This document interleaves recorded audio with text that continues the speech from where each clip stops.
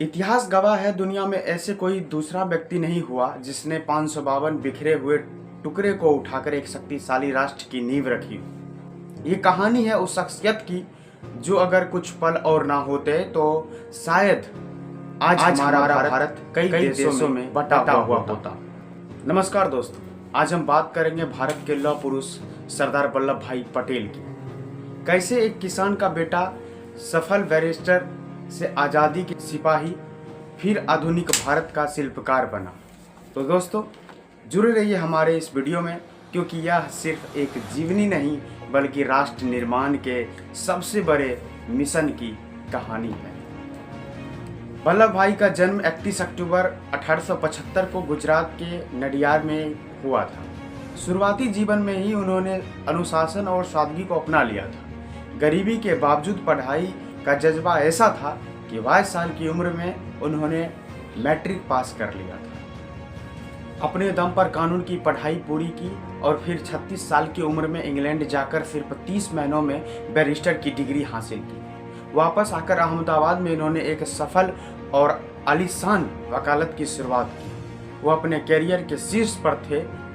उनकी मुलाकात महात्मा गांधी से हुई। गांधी जी के विचारों से प्रेरित होकर वल्लभ भाई ने अपने सूट बूट वाली जिंदगी को छोड़ दी और खादी अपनाकर देश की सेवा में कूद पड़े। आज़ादी की लड़ाई में उनका सबसे बड़ा योगदान था खेरा और बारडोली सत्याग्रह। किसानों पर हो रहे ब्रिटिश अत्याचारों के खिलाफ उन्होंने ऐसा निर्णायक आंदोलन चलाया कि अंग्रेजी हुकूमत को झुकना पड़ा। बारडोली की महिला ने उसकी इस इच्छा शक्ति को देखते हुए उन्हें एक नया नाम दिया, सरदार यानी नेता। दोस्तों फिर क्या, तभी से वल्लभ भाई पटेल सरदार वल्लभ भाई पटेल बन गए। 1947 में जब भारत आज़ाद हुआ तो उसके सामने एक पहाड़ जैसी चुनौतियां खड़ी थी। ब्रिटिश राज ने 552 देशी रियासतों को यह छूट दे दी कि चाहो तो भारत में मिल जाओ या पाकिस्तान में या फिर स्वतंत्र देश बनाओ। कल्पना करो अगर ऐसा होता तो आज हमारा भारत एक देश नहीं बल्कि 552 छोटे छोटे राष्ट्रों का समूह होता। तत्कालीन गृह मंत्री सरदार पटेल ने इस असंभव मिशन को अपने हाथों में लिया। इसके पास दो हथियार था, एक उनकी कूटनीति और दूसरा उनका लौह जैसा दृढ़ संकल्प। उनकी रणनीति थी साम दाम दंड भेद। उन्होंने राजाओं को भारत में शामिल होने के फायदे के बारे में समझाया। उन्होंने प्रिवी पर्स जैसी रियासतें दी। उनकी मीठी व कठोर वार्ताओं का असर यह हुआ कि ज़्यादातर रियासतें स्वेच्छा से भारत में शामिल हो गई। जूनागढ़ का मामला, जूनागढ़ का नवाब पाकिस्तान जाना चाहता था, लेकिन सरदार पटेल ने जनमत संग्रह करवाकर उसे भारत में मिला लिया। लेकिन कुछ रियासतें अड़े रहा।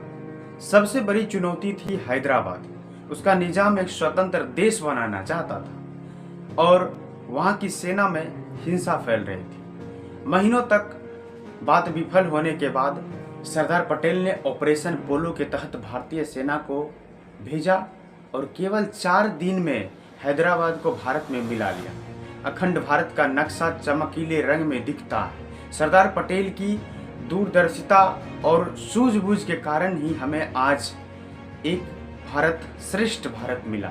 उन्होंने अपनी चतुराई, दृढ़ता और समय पर सही निर्णय लेने की क्षमता से भारत के मानचित्र को हमेशा के लिए बदल दिया।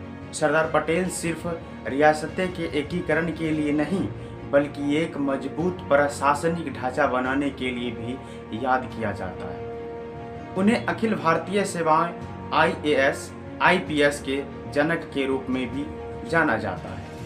राष्ट्र के प्रति उनके इस अतुलनीय योगदान को सम्मान देने के लिए गुजरात में नर्मदा नदी के तट पर उनकी स्टैच्यू ऑफ यूनिटी का निर्माण किया गया, जो आज दुनिया का सबसे ऊंची मूर्ति में से एक है। दोस्तों सरदार पटेल ने कहा था, कठोरता सिर्फ ऊपर से है, मन मक्खन जैसा है। उनकी कठोरता राष्ट्रहित के लिए थी और उनका मन हमेशा देशवासियों के लिए धड़कता था।